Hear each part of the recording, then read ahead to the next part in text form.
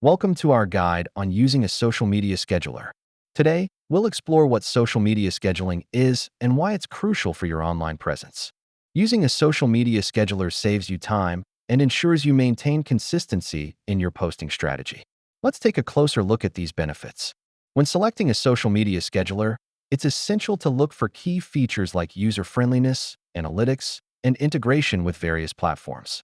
Let's walk through setting up your account and linking your social media profiles. It's easier than you might think. A content calendar is vital for planning your posts in advance.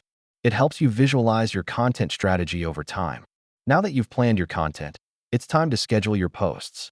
Choosing the right times and dates can significantly impact engagement. Tracking your post performance through engagement metrics will help you understand what resonates with your audience. Based on your analytics data, it's important to adapt your strategy to better meet your audience's needs and preferences.